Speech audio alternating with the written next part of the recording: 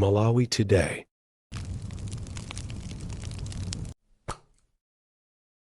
Tikupasirani nkhani zowerengedwa mchichewa. Nthawi ya nkhani mwatsatanetsatane ndipo mlindini yankho seundako mwakuyamba nayo mitu yake. Anthu amene anamwa madzi osakanikirana ndi chimbuzi ku area 18 ayamba kulandira chipukula misonzi. Msika wa Kampa mu mzinda wa Blantyre amene anthu amaudziwira mbuyomu wata. Nkhani zina amayi ochokera mzipani zosiyanasiyana adandaula ndi nkhanza zimene akukumana nazo pandale. Tili ndi izi komanso nkhani zina zambiri zintikhaye limodzi. Madzi osakanikirana ndi chimbuzi ku area 18 mu mzinda wa Lilongwe tsopano ayamba kulandira ndalama za chipukula misonzi. Anthu anadandaula mipope ya nyumba zawo itayamba kutulutsa madzi osakanikirana ndi nyansi zaka zisanu ndi zitatu zapitazo.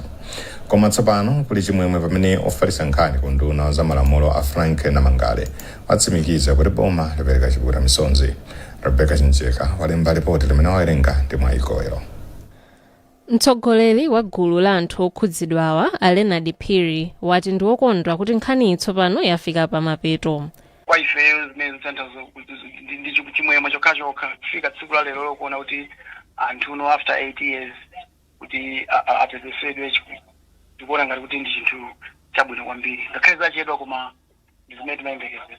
Mchaka cha 2019 bwalo lalikulu la milandu mu mzinda wa Lilongwe linalamula kuti mabungwe a Malawi Housing Corporation, Lilongwe Water Board ndi konsolo ya mzinda wa Lilongwe zipereke ndalama za chipukula misonzi. Komabe mabungwewa anakadandaula ku bwalo lalikulu la apilo kuti lisapereke ndalamazi. Koma anankhuni ndi loya wa anthuwa anapambana pa mlanduwu. Nthambi ya immigration yati njira yosungira uthenga ya Migration Information and Data Analysis System ithandizira kukhwimisa chitetezo cha dziko lino. Mkulu wa nthambi Afrecha Njirenda wanena izi mu mzinda wa Lilongwe pa maphunziro a ena mwa maofesala a nthambi. Mercy Matonga ali ndi nkhani yonse. Anyirenda anati nthambi yakhale kukumana ndi mavuto monga kusadziwa mbiri ya anthu omwe amalowa ndi kutuluka mdziko muno kamba kuti njira zomwe akhala akugwiritsa ntchito zamakedzana. System yathu inali ija ya manyo andi ya manyoyo ndikhulupirira kuti mmene anthu ankayendera zaka zambuyo ndi mmene anthu akuyendera masiku anowa panopa tili ndi ma volume anthu ambiri amene akuyenda kuiza maboda athu. So kumbali ya security ndi kuti tikayika system imeneyi izitithandizira kwambiri kuti tiziwe kuti munthu oyenerera kulowa m'Malawi ndi utiyo ndipo munthu osayenerera ndi utiyo. Ndipo mmawu ake mmodzi mwa akuluakulu ku bungwe la International Organization for Migration IOM Nomagugu Ngube anati njira zomwe akukhazikitsa zithandizira kuti ntchito yowunika anthu iziyenda mosavuta. Pakadali pano njirayi ikugwira ntchito ku chipata cha Mchinji ndipo ikuyembekezeka kufala mzipata zonse za dziko lino kuphatikizapo ku mabwalo a ndege. Ntchitoyi ikukhazikitsidwa ndi thandizo lochokera ku World Bank. Boma lalimbikitsa makolo kutangira ana awo ku sukulu za mmera mpoyamba asanafike msinkhu wopita ku primary. Wachiwiri kwa nduna za chisamaliro cha anthu a Halima Daudi wati ana amene adzera ku sukulu za mmera mpoyamba amachita bwino pa maphunziro. Patience Lunda wadzandiza mbiri. Daudi anena izi atayendera sukulu ya mmera mpoyamba ya Jonas yomwe ili kumpoto kwa boma la Mzimba. Iwo anati alandirapo malipoti a izi ndipo analangiza makolo kuti azitumiza anawo ku sukulu kaye asanapite kumunda. Pali azimayi ena chifukwa choti amapita kumunda anawo sakumapita ku sukulu. Ndi napempha mafumu ndi akomiti kuti anthu ngati mmene aziyayendera mwapadera makauza kuti asanapite kumunda kuja zikasiya kaya ana ku sukulu. Akamaweruka kumunda kuja zikatenga anawo. Izizo zomwe tupanga kwayikira anatsogolo labwino.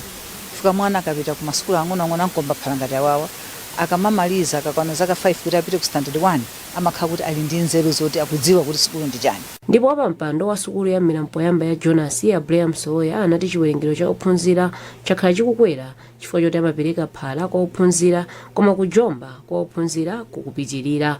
Mwachitsanzo wa Msoya anati pa nthawi yomwe nduna inayendera sukuluyi theka lophunzira pa sukuluyi analata jomba koma onse pamodzi alipo 69. Nthawi iyo limayi ifeso pa sukulu panti madandaula ndithu chifukwa makolo manmoti abwerese ana musanga pa sukulu yamarawira akaye kumunda komanso iwo amakhala ndi nkhawa kuti ndikachokeso kumunda ndizikamtenga mwana pa 11 koloko ndikukhala ngati ndikutaya nthawi ndiye ndipite ndi mwana kumunda.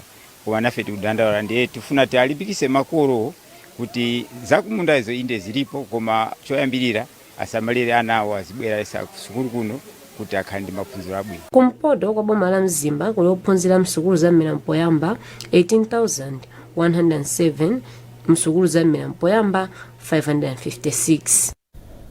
Msika wakamba mu mzinda wa Blantyre mmene anthu amadziwira mbuyo watha. Pakadali pano ntchito yokumuna nyumba ndi malo ena akale pa msikawo ili nkati ndi cholinga chomanga zinthu zina zatsopano. Koma anthu ena amene amachita malonda pa msikawo agwidwa njakata atikamba kuti anali asanapeze malo ena ochitirapo malonda. Daniel Zimba ali ndi zambiri kuchokera kwa kamba mu mzinda wa Blantyre.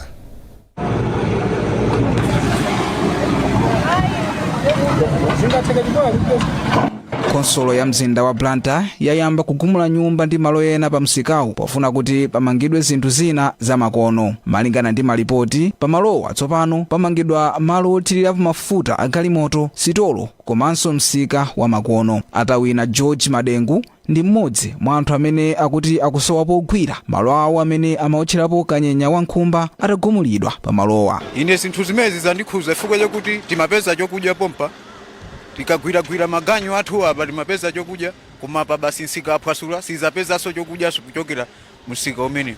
Apapatu basi ndiye kuti mwina mwake tingoyamba ngati maganyu ena tipezeso segule ngati timaotcha nyama, apapa tingoyamba kuotcha chimangala.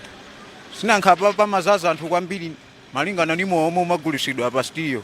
Titawafunsa kuti ayikirepo ndemanga pa nkhaniyi, wofalitsa nkhani ku konsolo ya mzinda wa Blantyre Deborah Luka anati tiyankhulane ndi mfumu ya mzindawu a Joseph Makwinja. Koma amakwinja sanayankhe lamya yawo ya m'manja kangapo konse titawayimbira. Komabe Times yamvetsedwa kuti ntchito yomanga zinthu zatsopano pa malowa ikudza kutsatira mgwirizano wa zamalonda pakati pa konsolo ya mzinda wa Blantyre ndi mkulu wina wa zamalonda mdziko muno. Ndipo a Victor Chipofya amayankhulapo pa zinthu zosiyanasiyana zomwe zikuchitika mdziko muno. Poyamba ndiponena kuti mmene anthuwa amamanga kuti azipanga malonda awo malo osayenera, akonsolo anali chifukwa chokuti akonsolo amene akuwaletsa anthu nthawi imene yoyo osati kudikirira kuti anthu aja amange ayambe kupanga bizinesi kenakona atake kusere malowa. Koma ngati akonsolo anawuza anthuwa kunena kuti ayi malo omwe mukumangawa ndiolakwika koma anthu asanamvetsere, ndiyeno ndikuona kuti akonsolo palibe chomwe alakwika. Msika wa Kamba uli ndi mbiri yake kwa anthu okhala mu mzinda wa Blantyre. Msikawu unayambitsidwa mzaka zambiri zapitazo ndi anthu okhala m'madera ozungulira amene amafuna kuti anthu asamapite kutali akafuna katundu osiyanasiyana. Makono msikawu unasanduka malo akulu azamalonda ngakhale kuti nyumba ndi zipangizo zambiri pamalowa zinali zachikale komanso zowonongeka.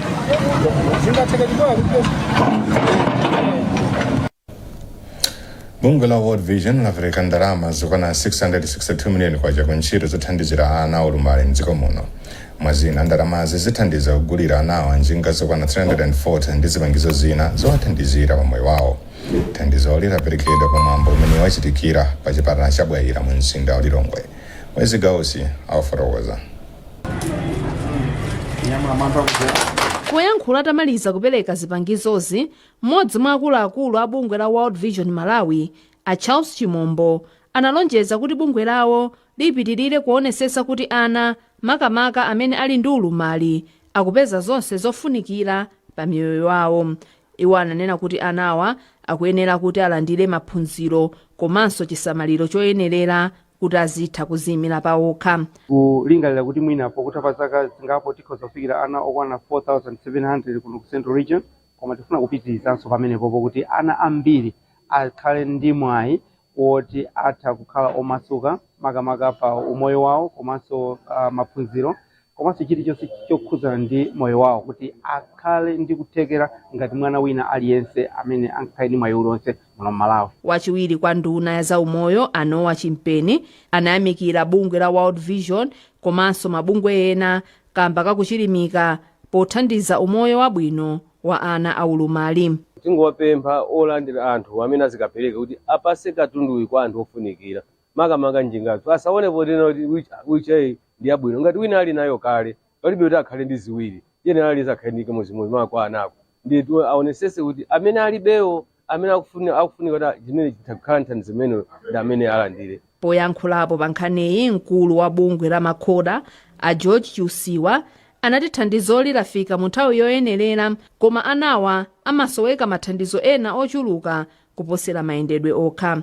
Bungwe la Malawi Council for Disability Affairs Makoda likaonetsetsa kunena kuti katundu ameneyi akasamalidwe bwino kuti anthu oyenera kupindula ndi katundu amene makamaka njinga zimene zaperekedwa za ana olumala zikagwire ntchito yake yoyenerera. Bungwe la World Vision kudzera mu ntchito yake ya Thrive Project akufuna afikire ana oposera 4,700 amene ali ndi ulumali maboma a Mzimba, Kasungu, Dowa, Ntchisi komanso Dedza. Mmodzi mwa anthu amene anagwirapo ntchito mboma mdziko muno alimbikitsa chilungamo ndi kukhulupirika pakati pa ogwira ntchito mboma. Aaron Nkhumba ayankhula izi kwa achinyamata amene alembedwa kumene ntchito ku nduna yoona zamalo. Brenda Kayo afotokoza. Polankhula pomwe amachititsa maphunziro mu mzinda wa Lilongwe, Ankhumba apempha anthu ogwira ntchito mboma kuti azigwira ntchito modzipereka. Iwo anayankhula izi pomwe amaphunzitsa achinyamata omwe alembedwa ntchito ku nduna wa zamalo ngati alangiza zamalo. Ankhumba anakumbutsa achinyamatawa kuti mu nthawi ya ulamuliro wa Kamuzu anthu ogwira ntchito amayesetsa kutsatira malamulo omwe anakhazikitsidwa pa ntchito, ndipo munthu yemwe sakutsatira malamulowa amachotsedwa ntchito. Iwo anadandaulanso kunena kuti pakadali pano anthu ogwira ntchito mboma akungochita zomwe akufuna. Ngakhale ndikudziwa kuti masiku servant amasiku ano amadziziwa zimenezi, koma takumbutse kuti ndi zinthu zofunika kwambiri: kukhulupirika pa ntchito, kusunga mwambo, kusamala anzawo amene ali nawo pa ntchitopo, kumamvetsera zimene zikuwavuta and so on. Mlembi ku nduna wa zamalo a David Chilonga apempha achinyamatawa omwe alembedwa ntchito kumene kuti akaonetsetse kuti akutsatira malamulo ogwirira ntchito. Ndeti mafuna kuti asadachoke mmodzi wa akuluakulu amene ndankhala kale pakayendetsedwe ka zaboma, senior citizen, abwere adzawalankhule kuti kodi kale zinkakhala bwanji, ndipo kuti tatumikire bwino anthu tingatumikire bwanji. Ndeti machita zimenezo. Achinyamatawa akuyenera kugawidwa m'makonsolo onse a m'dziko muno. Tipitiriza wapasirani nkhanizi mukatha kuonera izi. Kupitiriza nkhanizi, mkulu wa polisi Marilyn Yolamu wati nthambi ndiyokonzeka kuteteza amayi mu ndale ku nkhanza zosiyanasiyana. Ayolamu anena izi lachinayi mu mzinda wa Lilongwe pa msonkhano wa amayi ochokera mzipani zosiyanasiyana za ndale. Amayiwo adandaula kuti akumana ndi nkhanza zosiyanasiyana pa nthawi ino ya kampeni. Kathy Maulidi ali mu mzinda wa Lilongwe. Ayolamu atsimikizira amayiwa kuti apolisi achita kothekera kuonetsetsa kuti amayi mu ndale atetezedwa pa nthawi ya chisankho komanso chisankho chikatha. Azimayi akhala otetezeka, ndipo mmene timalankhula nawo pa plenary milandu ina imene ananena tinawapatsa kuti panopa ili pati. Panali milandu ina imene anafunsa sitinakanika chifukwa choti mmene timabwera kuno sitinawuzidwe kuti mukafunsidwa za milandu iyi ndi iyi. Akanakhala kuti tinali ndi prior information tikanakonzekera bwino. Koma ndi atsimikizira Malawi azimayi chifukwa chake tachita launch violence against women imene tinakapanga launch kulikuni. Tikunena kuti azimayi athu akhale otetezedwa, koma tonse timadziwa kuti chitetezo chimayambira ndi iwe mwini. Iwo wonso adzitetezenso. Nduna yoona kuti pasamakhale kusiyana pakati pa amayi ndi abambo a Jean Sendeza, omwenso ndi mkulu woyang'anira amayi mchipani cha MCP, ati pali kufunika kwakukulu kuti apolisi achilimike pogwira ntchito yawo, ponena kuti amayi omwe ali mzipani zotsutsa boma ngakhalenso amayi omwe ali mchipani cholamula akumamva kusatetezeka pa nthawi ya chisankho. Aliyense wandale ngati mzimayi amayenera kuti atenge nawo mbali pa nkhani za ndale zimene zikuchitika mu mchipani mwawo. Ndiye kuyambira lero tapangana kunena kuti ife ngati azimayi amene tikutsogolera tikhale ndithu ndi chidwi ndi luntha kuonetsetsa kunena kuti tikhale otetezedwa. Kodi titetezedwa bwanji? Nchifukwa chake mwationa kuti tonse takhalira limodzi kukamba chichewa chimodzi komanso kufunitsitsa kunena kuti mzimayi aliyense amene kaya amatenga nawo mbaliyo asakhale ndithu ndi kujejema kwina kulikonse, akhale nawo ndithu kuti nayenso ndi Malawi akhoza kutenga nawo mbali pa nkhani ya zandale zakuno ku Malawi. Mgwirizano wa mayiko aku Europe EU ndi omwe ukuthandiza ntchito yolimbikitsa amayi kutenga nawo mbali pa chisankho chomwe chikubwerachi. Ndipo pakadali pano kazembe wa European Union kuno ku Malawi Arune Skinnepash adzudzula nkhanza zomwe anthu amachitira amayi omwe akutenga nawo gawo pa ndale. Ntchito yolimbikitsa kuti amayi atenge nawo gawo pa chisankho chikudzachi ikugwiridwa ndi bungwe la Oxfam komanso Oleki. Mkulu wa bungwe la Oxfam Alingalireni Mihowa ati ndokondwa kuti tsopano apolisi atsimikizira amayiwa kuti achitapo kanthu pa madandaulo omwe amayiwa akhala ali nawo. Mpingo wa Katolika wati kufunikira ndalama zokwana 340 million kwacha kuti uchitise msonkhano waukulu wa ana onse mu mpingowu. Msonkhanowu uchitika pa 30 July mpaka pa 5 August mchaka chino ku parish ya Don Bosco mu mzinda wa Lilongwe. Mmodzi wa akuluakulu ku mpingowu Bishop Vincent Mwakwawa wati msonkhanowu uzabweretsa pamodzi ana osachepera 1800 ndi aphunzitsi 200 ochokera mzigawo zonse za dziko lino. Bishop Mwakwawa akuyankhula ndi mtolankhani wathu Jimmy Chazama. Nsonga likozana kuti choyamba ndi anawa poti timene mamverana komanso ana ali ndi ufulu olankhula. Anawa akhala kupempha mpingo mwina zakateni zapitazi kuti iwo afuna adzikumana. Umati ukapita ku Blantyre akakuona kuti ndaku Lilongwe tidzayendera ana anzathu. So akhala kambidwa nkhani imene anakuti pempha. Ndefenso taona kuti nzofunikira kwambiri, taona kuti tingathe kuwachita control, tingathe kupeza ndalama, tingathe kuwasongetsa pamodzi. Ndefeyo ngati mabishopu tachiona kuti ndichabwino kuti tabweresana pamodzi, adziwane, aphunzitsane, komanso ifenso ngati akuluakulu tiyende nawo limodzi. Pamene tikwamvetsera tikwapatsa mpata uchita zonse mwa ufulu wawo, komanso ifenso taphunzitse chifukwa ndife akuluakulu amene tikhoza kuwaonetsa zinthu zofunika kwambiri makamaka maphunziro a m'malemba oyera, makhalidwe a Chikhristu, makhalidwe a chikondi ndi makhalidwe otumikirana ogawana zinthu. Ndipo Atina Kandodo ndi wapo mpando wa komiti ya msonkhanowu.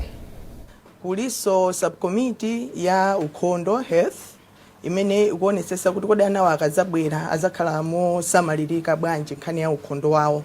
Kuli subcommittee ya security imene ikadzaone kuti anawo akutetezedwa motani kuyambira kumalo kumene azikagona, kumalo kumene azikapanga msonkhano, mayendedwe yawo pakati pa kupanga msonkhano kumene azikagonera chifukwa ndi ana ambiri sitingakwanitse kuwayika malo amodzi.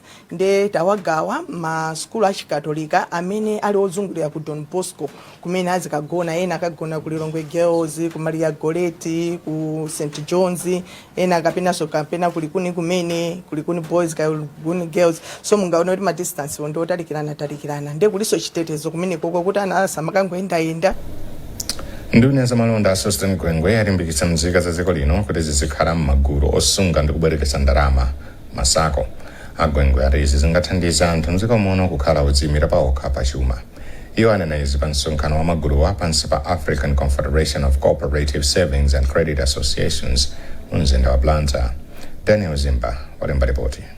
Malingana ndi Agwengwe, magulu osunga ndi kubwereketsa ndalama asako akhala akugwira ntchito yotamandika mdziko muno kutukula miyoyo ya anthu molingana ndi masomphenya achitukuko a Malawi 2063. Iwo ati boma lipitiriza kuonetsa kuti ntchito yosunga ndi kubwereketsa ndalama kwa anthu mdziko muno ikuyenda bwino. So mukudziwa kuti maiko ambiri kuphatikizapo la Malawi cholinga kwenikweni cha boma chimakhala kuti anthu akhale odzidalira pachuma pakhomo pawo.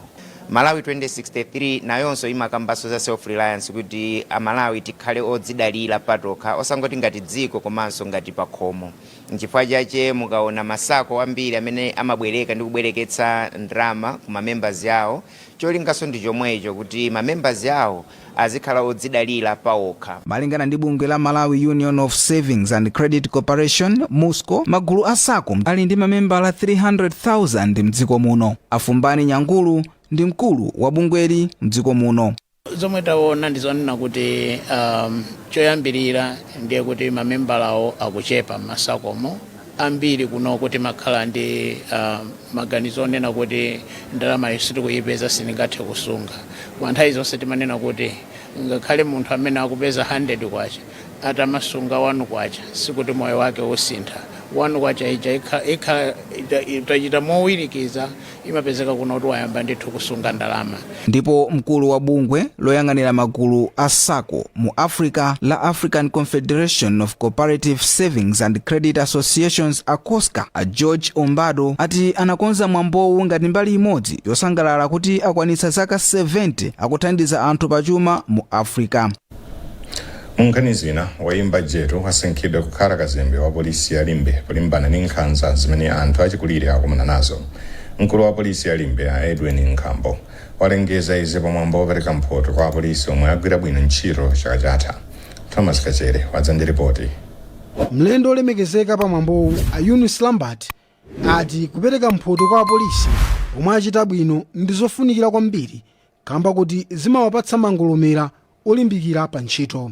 Apolisi akulimbi alemekeza ndi apasita ma police officers angapo ma certificate di ma awards kuti imene anagwira ntchito molimbikira kusiyana ndi anzawo.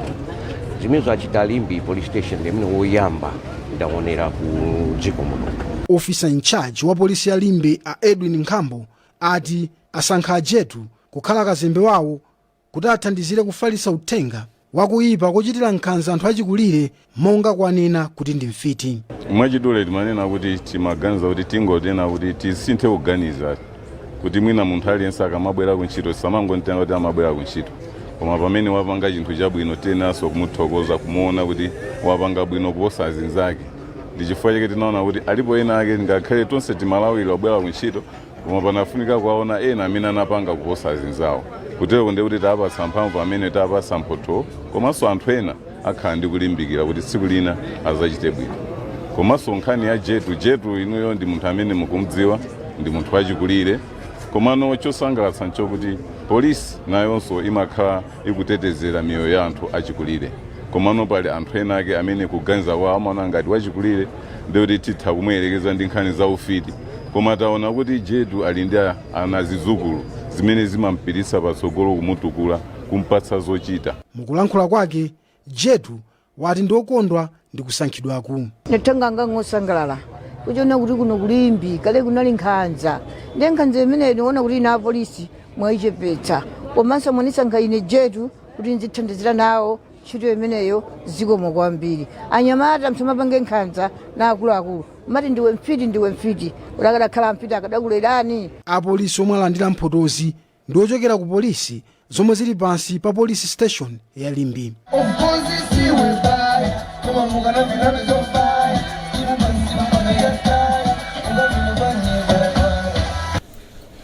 Nkhani zathu ndi zomwezi koma tisanasiyane na nsomero yake anthu amene anamwa madzi osakanikirana ndi chimbuzi ku area 18 amba olandira chipukula misonzi. Msika wa Kamba mu mzinda wa Blantyre mmene anthu amaudziwira mbuyomu watha. Nkhani zina amayi ochokera mzipani zosiyanasiyana adandaula ndi nkhanza zimene akukumana nazo pandale. Nali ndine Yankho Seunda.